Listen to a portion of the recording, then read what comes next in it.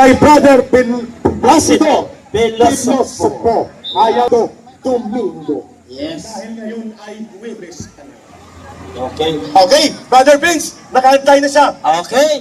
Ang susunod po nating speaker ay isang veteranong abogado na nagmula sa Las Piñas. Wala na po nating patagalin. Walang iba. Muntinlupa. Sorry, Muntinlupa. Walang iba kung hindi si Atty. Biyong Garing ng PDP Laban. Atty. Garin ng PDP Laban, Metro Manila. Magandang umaga po sa inyong lahat. Ano po? Nakakapagpaalab sa damdamin ang presensya ninyo. Alam niyo kahapon, may mga clowns doon sa Senado. Bakit po? Sinabi kong clowns. Nag-elect sila ng Senate President pro tempore. Ano ba? Alam niyo, meron kaming dictum sa batas. What is illegal from the very beginning is illegal up to the end. Okay, pinangahawakan niya yung 1949 case, yun pong Abilino versus Cuenco. Sapagkat ang provision po ng batas na yun, ng the majority of the members. Ano ba? Dito po, yung Abilino versus Cuenco na yun ay iniliming na, ibinaw na sa ukay ng 1987 Constitution. Kaya hindi na po pwedeng gamitin yun. Bakit? Ano po ba ang sinasabi doon sa Article 6, Section 16, Paragraph 1? The Senate shall elect its officers by its own members. So, inilibing na po ng 1987 Constitution yung sinasabi nila na Abilino versus Cuenco. Ngayon, ni-unison ni Wilcat Salian ang pagiging Senate President pro tempore. Ako po ay nagpapaalala sa lahat ng empleyado ng Senado. Marami po dyan mga abogado rin. Alam ninyo, kapag illegal ang utos sa inyo, kayo ay hindi dapat sumunod. At kapag kayo ang sumunod, magkakaroon kayo ng pananagutan sa batas. Maliwanag na maliwanag po ang sinasabi ko. The Senate shall elect its officers by all of its members. Ano po ang ibig? Naglahat. 24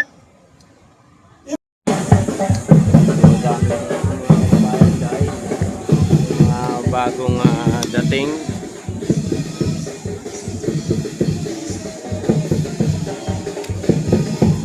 Doon.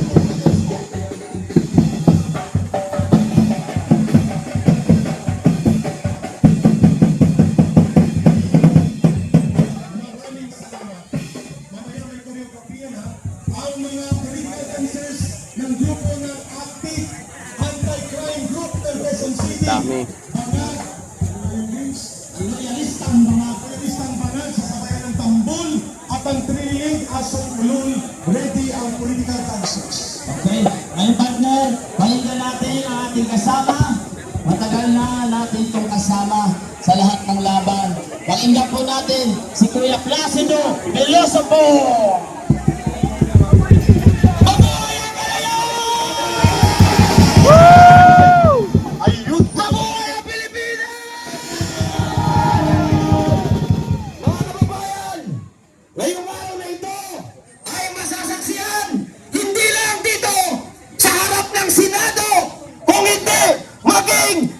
Pilipinas at buong mundo na nandito ngayon ang mga Pilipino nagkakaisa upang labanan ang kasamaan.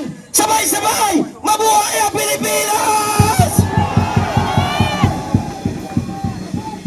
Iramin ko muna ang oras kay Brother Placido sa officer po na nakausap namin na pinayagan na daw ni General Abirin at ng officer on the ground. Ang ating LED wall po ay hindi pinapapasok dito sa side na ito. ang LED wall po na yon ay magsisilbi pong guide for discussion sa teatro ng ating protesta. So sa officer po na nandito, Captain Ray Valeros, at taga-UPI retired officers, General Daos, i-coordinate po natin please kung bakit iba ang utos, iba ang ipinapatupad on the side of this. Sana po ay wag na nating pahabain pa ang ating negosasyon. LED vehicle lang po yun. Wala pong panganib sa banta ng seguridad natin yun. Please attention sa security or officer on the ground na nagbigay ng paintulot. Go ahead, Brother Placido. Mga kababayan, bago po ako umawak ng mikropono, nagsalita si Ka Eric, nagsalita si kasamang bench at nagtanong din ako kay Tatay Lani kung pwede bang nagmula.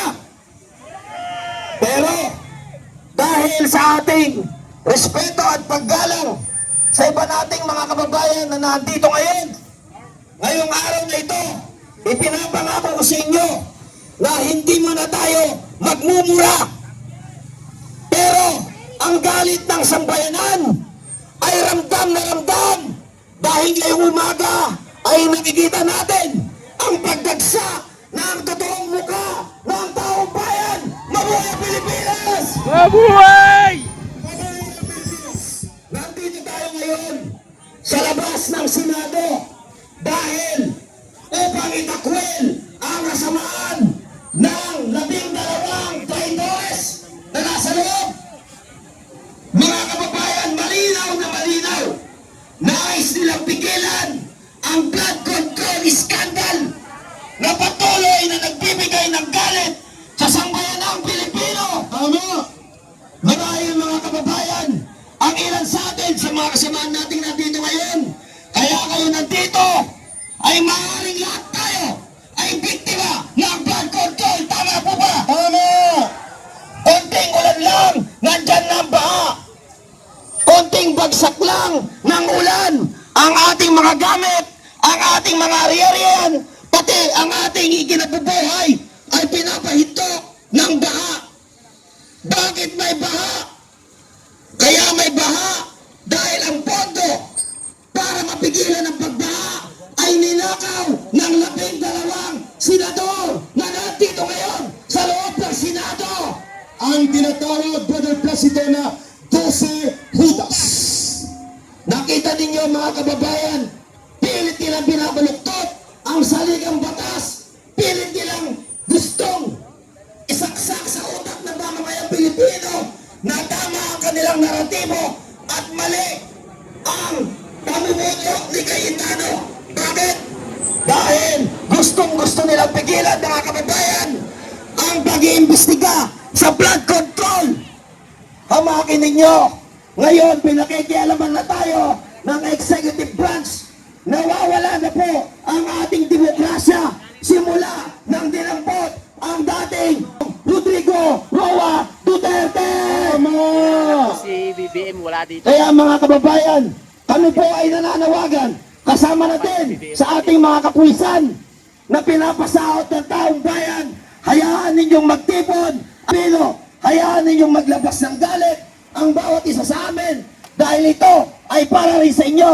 Ito ay para sa demokrasyang pare-parehas natin pinaglalaban sa ilalim ng umiiral na saligang batas ng konstitusyon ng Pilipinas. Tama ka dyan, Brother Placido. Kaya mga kababayan, manatili po tayo sa ating mga kinaroroonan.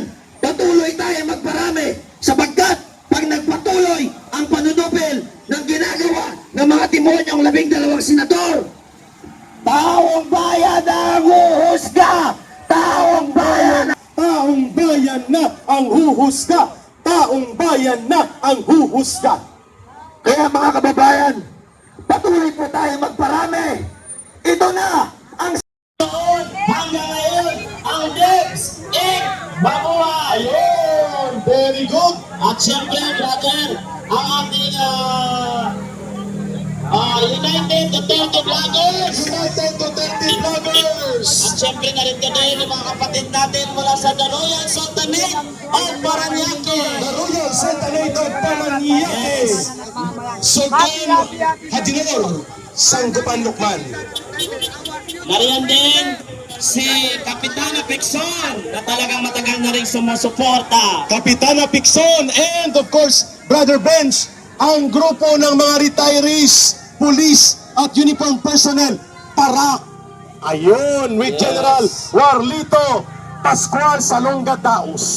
At syempre, ang napakalaki ditong tarpaulin sa ating harapan, ang masada ni Joseph Benmanque at ni Tatay Rani Ludovica. Ayun, palakpakan natin. At mukhang madali na lang ang buhay ng okra at talong mauubos na. Nariyan din ang Duterte Mission 24K. Duterte Mission 24K. Ayan, sino pang hindi natin natawag? Lapit lang dito, Aguila, Philippines. Tama ba? Duterte, Sulit, North. Ayun. Tapang, Mindanao, volunteers ay nandito rin. Kain, vlogger, kain tayo. Quezon City, anti-crime crusaders.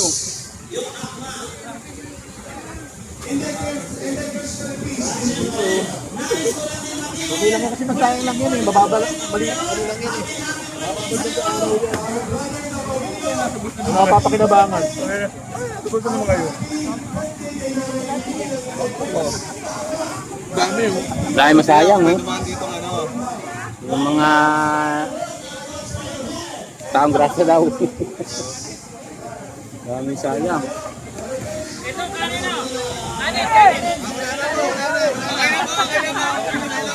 Walang kanin. Doon po sa bandang dulo, maraming kanin. Makidakot na lang po kayo.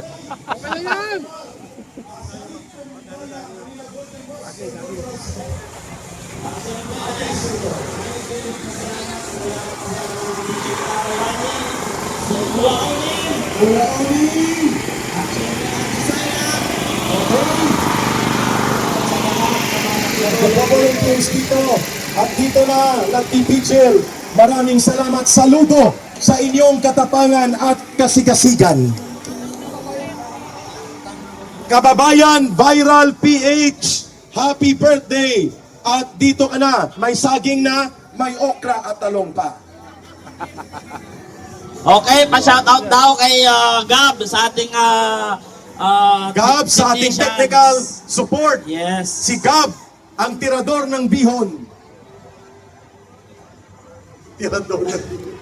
Okay, sa lahat po ng nais magsalita dito sa entablado, Ready? mag-ready po, pumunta lamang po dito sa baba ng ating entablado.